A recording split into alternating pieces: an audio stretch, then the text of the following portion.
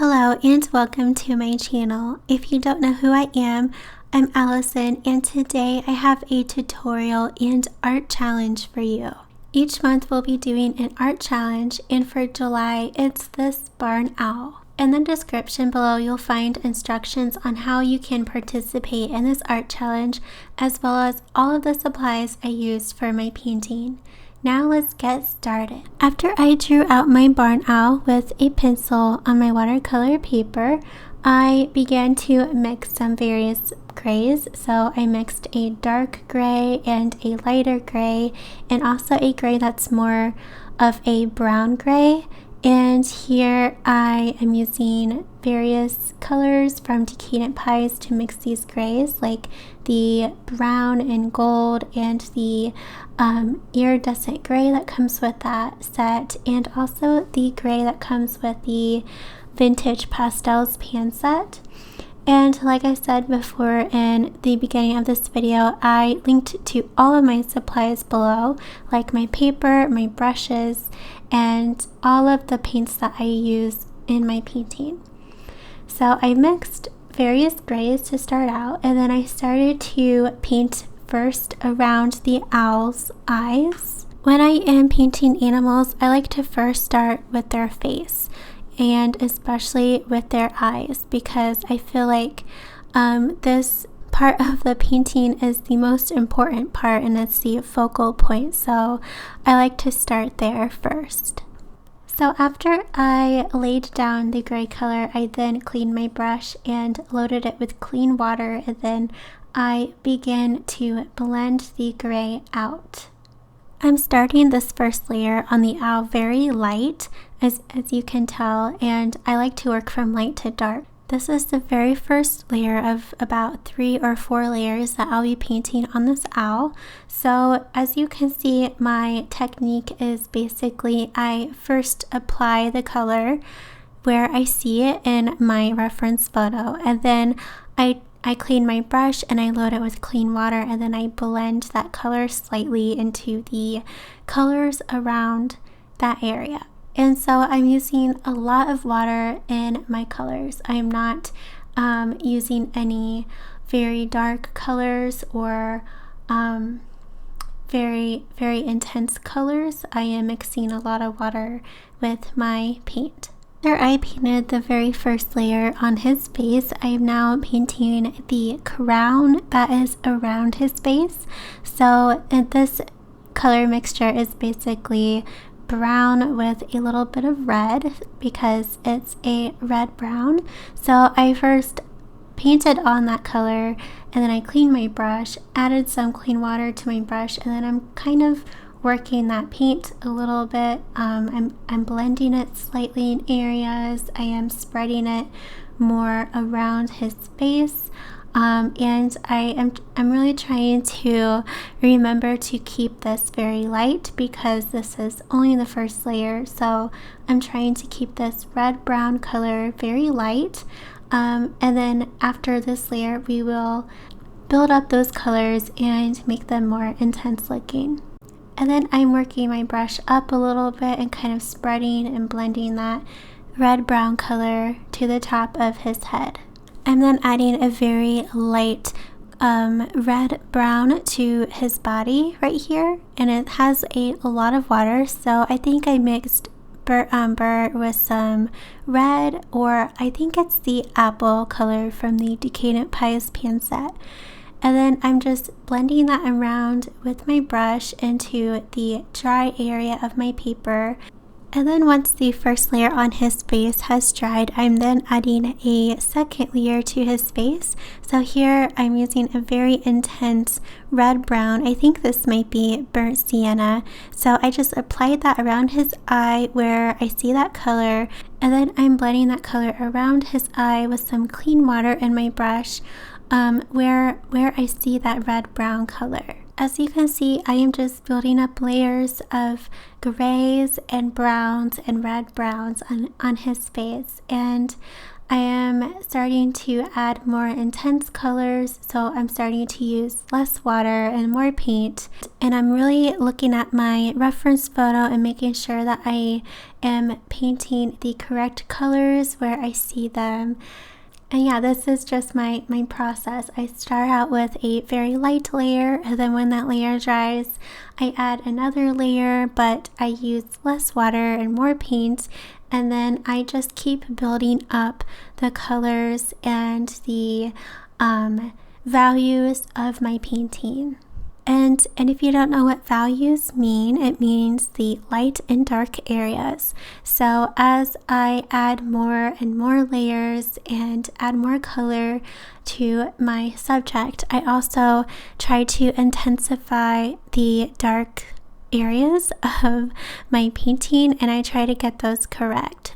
And now I'm painting in his eyes with Payne's Gray. Sometimes when I paint animals, I start out with this. I start out with their eyes, but with this barn owl, I started out with his face. It just depends, I guess, on how I'm feeling and what I feel like starting out with. And I started out using my size 4 round brush from Princeton Neptune, and then I changed to my smaller brush here, which is a size 0 round brush from Princeton Neptune, just to paint in the outer edge of his eyes. And this will not be the only layer I'll paint on his eyes, so I plan on going back in later with a second, more intense layer of Payne's Gray. As I was just saying, I am now going back in with another layer of Payne's Gray on his eye. So this layer I'm using only just enough water to make the paint easily applicable. And I'm also not painting his entire eye with this second layer because I don't want his eyes to be like really dark black pits.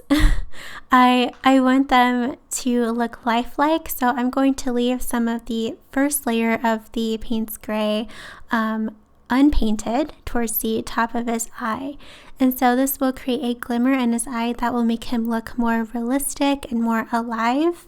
And towards the end of this painting, I will go back in with some white gouache and lighten that glimmer in his eye a little bit and also add some gold.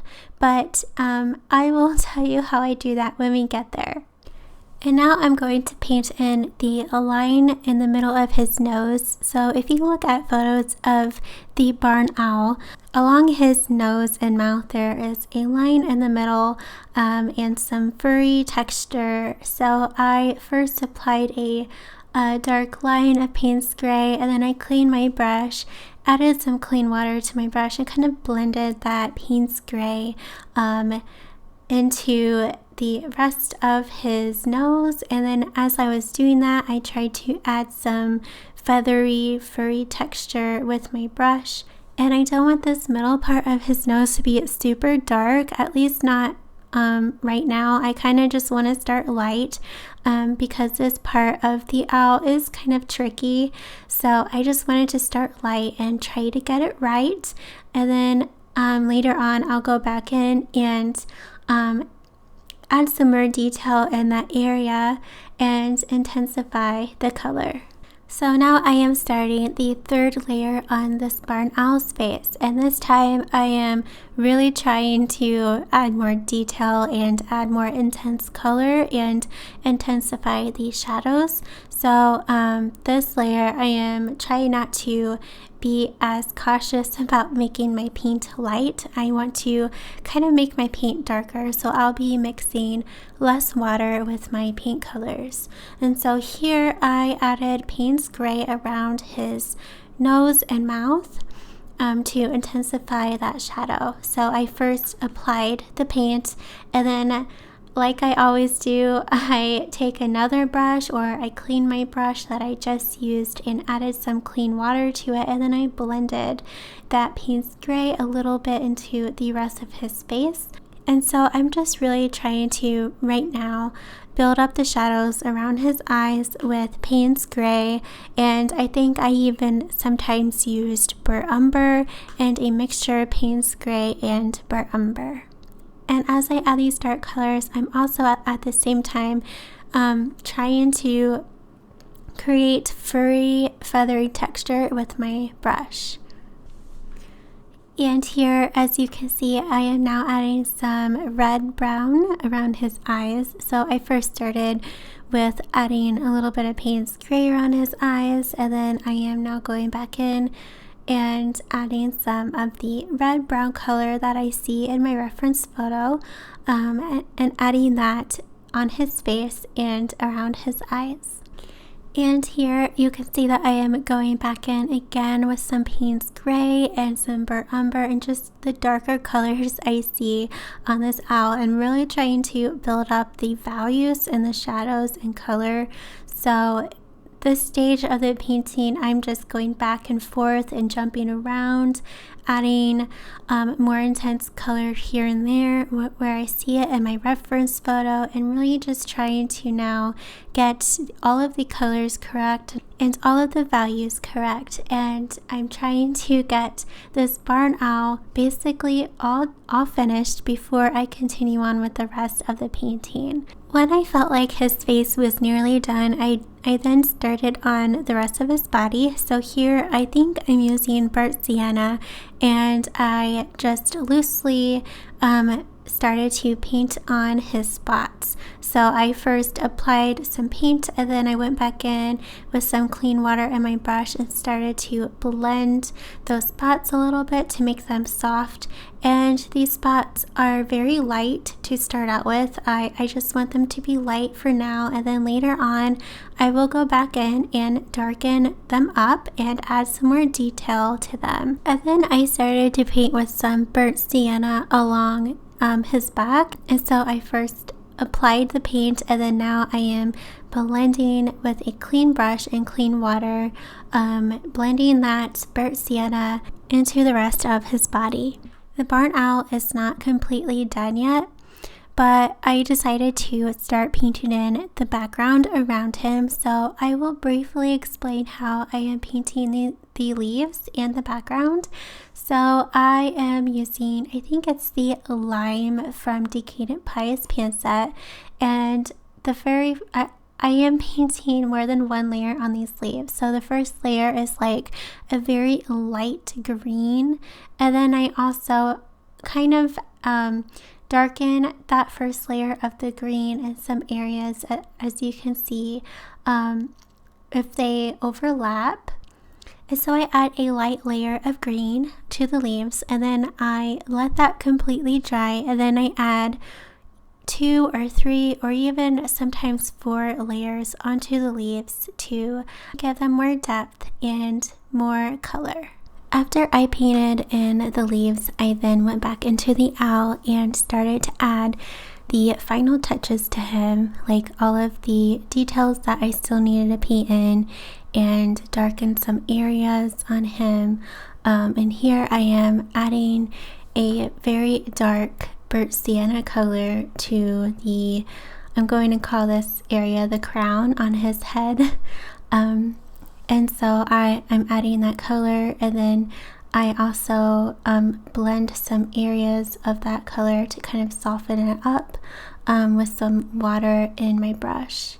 And then, as you can see, I'm also adding this reddish brown or burnt sienna color throughout his face in some areas, especially along his nose and his eyes. I then began to paint in his spots on his head, and these spots I am painting very, very loosely. I'm not trying to make them like super realistic looking. I'm just painting them in loosely, and I'm first painting in them lightly. So I am using a lot of water with my red brown color or burnt sienna color, and then I'm also adding in the burnt sienna color throughout his wing and his back, and I'm just really trying to get the values right. And I'm loosely painting in this area. It's not going to be super detailed or anything. This is just how I like to paint.